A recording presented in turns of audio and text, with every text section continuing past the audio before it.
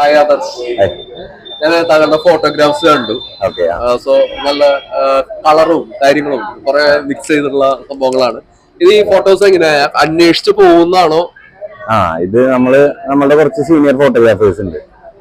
ഗോകുൽദാസ്, വിപിൻ, മിഥുൽ, പിന്നെ രോഹിത്, പ്രകാശ്, അങ്ങനത്തെ കുറച്ച് ആൾക്കാരുണ്ട്. അപ്പൊ അവരൊക്കെ സീനിയേഴ്സ് കുറെ പേര് അങ്ങനത്തെ ഫോട്ടോഗ്രാഫ്സ് എടുക്കുന്ന ആ സ്ഥലത്തേക്കൊക്കെ ട്രാവൽ ചെയ്ത് പോകുന്ന കാണുമ്പോൾ അതുപോലെ എടുക്കുക. അതാണ് ഇൻസ്പിറേഷൻ ശരിക്കും. അപ്പൊ അവരെ ഫോട്ടോസ് ഒക്കെ സോഷ്യൽ മീഡിയയിൽ പങ്കുവെക്കുമ്പോൾ നമുക്ക് അതുപോലെ ഫോട്ടോസ് ആദ്യമൊക്കെ എടുത്ത ഫോട്ടോസ് വേറെ ഉണ്ട്, നമ്മൾ പോസ്റ്റ് ചെയ്തിട്ടൊക്കെ ഉണ്ട് മുന്നത്തെ ഇതിൽ. പക്ഷെ അന്നൊക്കെ നമുക്കിത് എക്സ്പീരിയൻസ് ചെയ്യുമ്പോൾ നമ്മൾ എത്തിപ്പെടും, പക്ഷെ സമയം അറിയില്ല, അങ്ങനെയുള്ള കുറെ പ്രശ്നങ്ങൾ. പിന്നെ പോയിട്ട് ഒക്കെ അങ്ങനെ ക്യാപ്ചർ ചെയ്തു. ഇവിടെ മറ്റേ ഫോട്ടോഗ്രാഫി അങ്ങനെ ഇതൊന്നും ഇല്ലല്ലോ. ഉണ്ട് കോഴ്സിന്റെ ഒരു ഭാഗമാണ് ഫോട്ടോഗ്രാഫി. ഞാൻ അപ്ലൈഡ് ആണ്. ഈ ഫോട്ടോസ് ഏറ്റവും കൂടുതൽ ഇപ്പൊ ഈ തെയ്യം പറഞ്ഞ പോലെയുള്ള ഒരു കൾച്ചർ ബേസ് ചെയ്തിട്ടുള്ളതാണ് അധികം കണ്ടിട്ടുണ്ടായിരുന്നത്.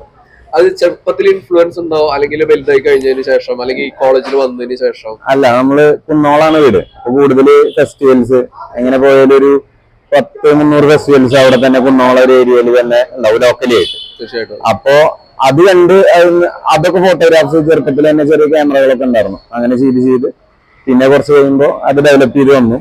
പിന്നെ കുറച്ചും കൂടി നമ്മൾക്ക് ക്യാപ്ചർ ചെയ്യുമ്പോൾ ഭയങ്കര ഇമോഷണലായിട്ട് കിട്ടണത് എന്താ അങ്ങനെ. പിന്നെ ഈ ഒരു പ്രൊജക്ടിന്റെ ഭാഗം എന്ന് പറഞ്ഞാൽ ഇപ്പൊ അവതരിപ്പിച്ചിറങ്ങുന്നത് ഫുൾ പോർട്രേറ്റ്സാ. അപ്പോ ഈ എവിടെ ചെല്ലുമ്പോഴും ഇപ്പൊ ഒരു അമ്പലം അവിടേക്ക് ഓഫറിംഗ് ഉണ്ടാവും.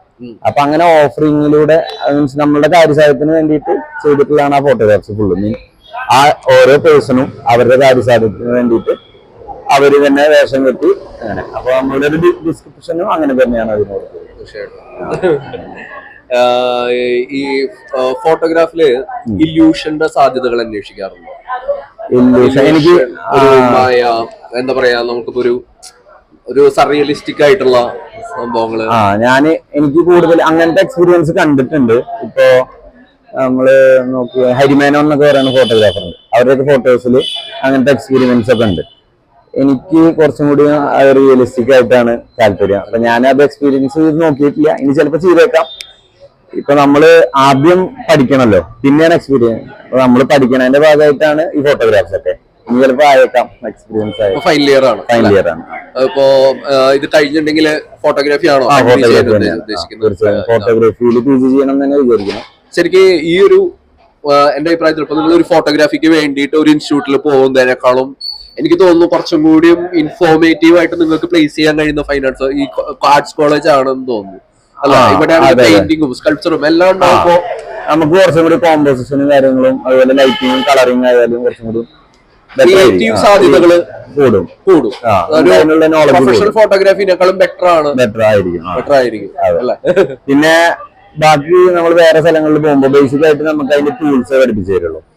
നമുക്ക് ഇതിലുള്ള ഇമോഷൻസോ നമ്മളവിടെ പോകുമ്പോ ഞാനിത് ജസ്റ്റ് എടുത്തു പോരുന്ന ഒരു സാധ്യതയായിരുന്നു ആദ്യം കണ്ടിരുന്നുള്ളൂ. പിന്നെ അവരേനായിട്ട് കുറച്ച് സംസാരിക്കലും കാര്യങ്ങളും ഒരു ഡോക്യുമെന്റേഷൻ എന്നുള്ള രീതിയിലേക്ക് ആയി തുടങ്ങി. അപ്പോ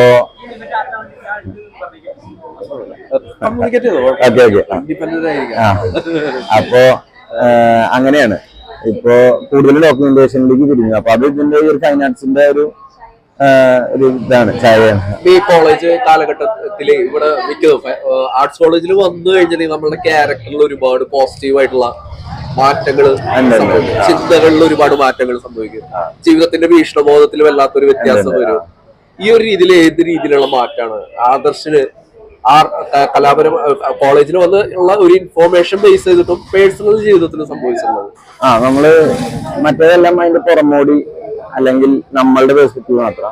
ഇതെന്ന് പറയുമ്പോൾ കുറച്ചും കൂടി നമ്മള് രണ്ട് പെർസ്പെക്റ്റീവുകൾ നോക്കാനും പിന്നെ അതിലെ ആർട്ടായാലും ഇപ്പൊ ഞാൻ എടുത്ത ഫോട്ടോഗ്രാഫിക്സിലായാലും അത് മുന്നേ എങ്ങനെയായിരുന്നു, ഇപ്പൊ എങ്ങനെയാണ്, പിന്നെ ആ ഒരു ക്യാരക്ടർ എങ്ങനെ അയാൾ ഇതിലേക്ക് എത്തിയത്, അങ്ങനത്തെ ഉള്ള കാര്യങ്ങളൊക്കെ ശ്രദ്ധിച്ചു തുടങ്ങി.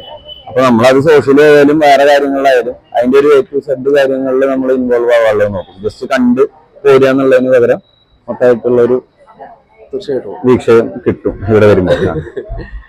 ഒരു ക്യാരക്ടർ ബേസ് ചെയ്തിട്ട് നമുക്കൊരു സ്ട്രോങ്നെസ് കിട്ടുന്ന ഒരു പ്ലേസ് ആണ്. അതെ. ഒരു പല വ്യക്തിത്വങ്ങള് പല രീതിയിലുള്ള നമുക്ക് നോ പറയേണ്ടടുത്തൊക്കെ നോ പറയാനും അതുപോലെ നമുക്ക് താല്പര്യമുള്ള നമ്മൾ ചെയ്യും. മറ്റേതെന്ന് പറഞ്ഞു കഴിഞ്ഞാൽ പലപ്പോഴും അടിച്ചേൽപ്പിക്കുന്നതൊക്കെ ചെയ്തു പോകും. ഇവിടെ വരുമ്പോ നമുക്ക് നമ്മളുടേതായ ഒരു ക്യാരക്ടർ ഉണ്ടായിരിക്കും. എന്തായാലും അംബിഷൻ എന്താണ്?